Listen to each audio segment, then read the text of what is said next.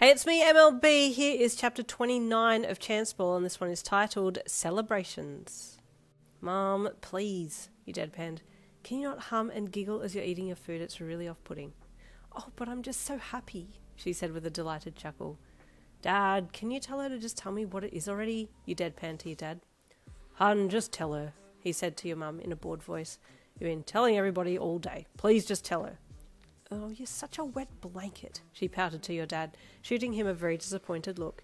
After staring your father down, she then turned back to you. What is something that you want more than anything else right now? She asked hopefully.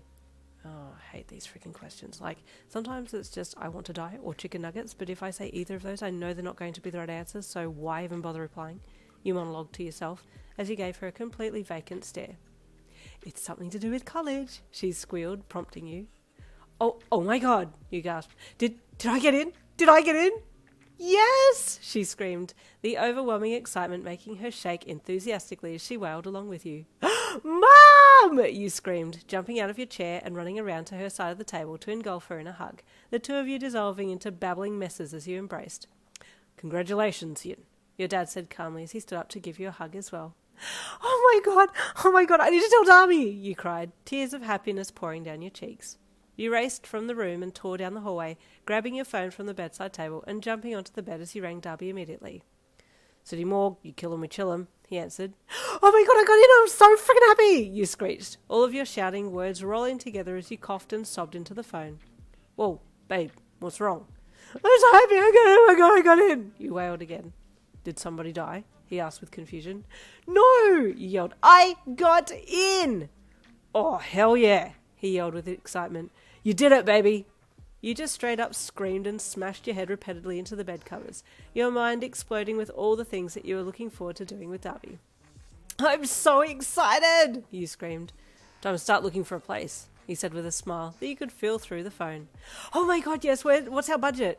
We're going to have to sit down and try and be adults and get our finances in order, he replied. Ugh, responsibility, he said with a playful grimace. Come over tomorrow, we'll sort it out, he said. No, we're just going to talk and we'll talk about finances. Well, you're no fun. We have all the next few months to do it. Let's just get out together and live life, you squealed. Yeah, alright, he said with an amused chuckle. I'll see you then.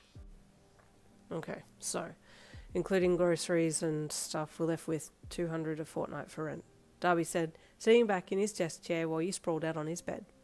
What the heck? No, surely we've got more than that to play with, you asked. Nope, numbers are here. I'm looking at them. Give me that, you suck at maths, let me see, you said, getting up and leaning out towards him to swipe the paper off his desk.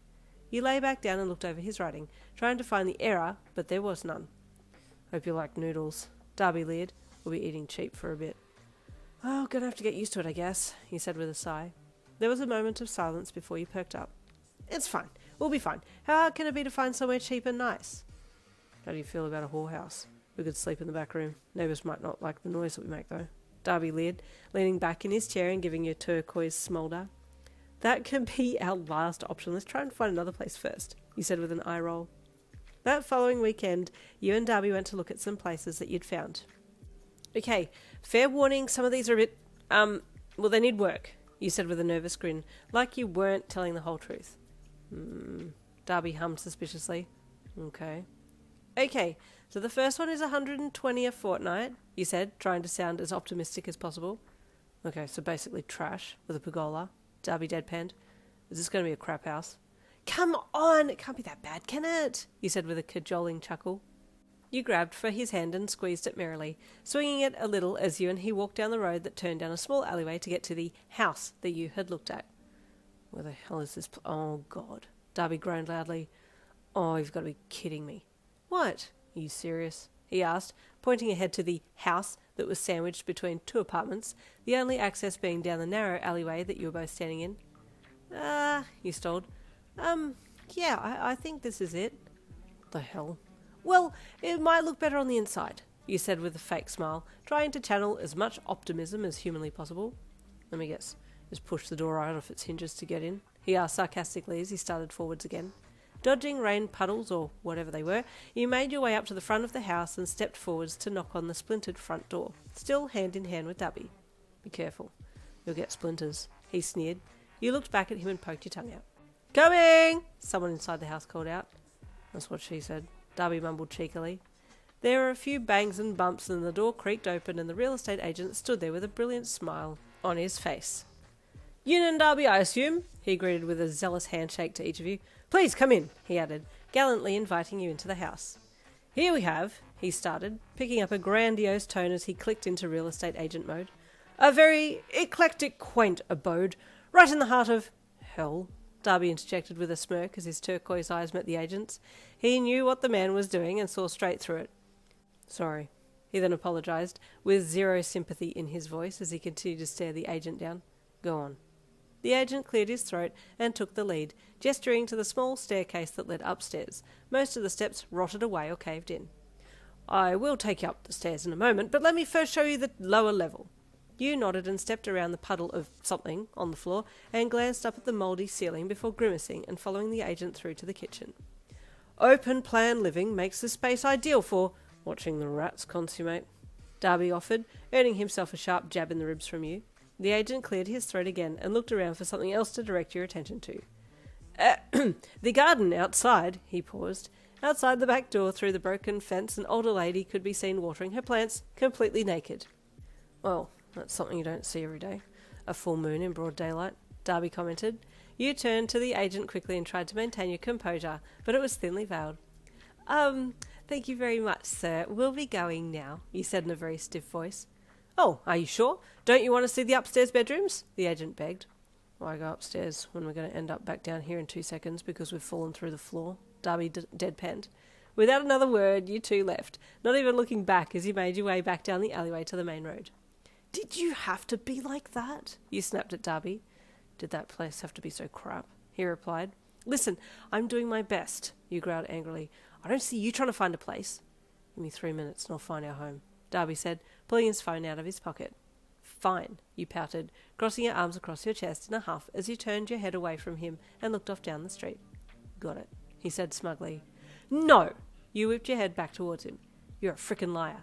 Dead serious, he leered, wiggling his phone mid-air. Come with me, let's go. Where is this place? You asked suspiciously as he took your hand and headed off for the bus station. It's 2 streets back from the college, he replied, reading something on his phone as you both walked. How much? You asked. $2.10. His eyes shifted to look at you and then quickly looked away. We can't afford that, you gasped. See, I knew you couldn't find us a place. Let me handle it, he said calmly, nodding towards the bus station ahead. It's only a short ride. You pursed your lips but didn't say anything else as you hopped onto the bus and got a seat with Dabi beside you. Having not made any appointments to see this place yet, you and Dabi walked along until you found the address, your eyes falling on a fairly decent little townhouse that was squished between some larger houses. Front yard could do with some work, he commented.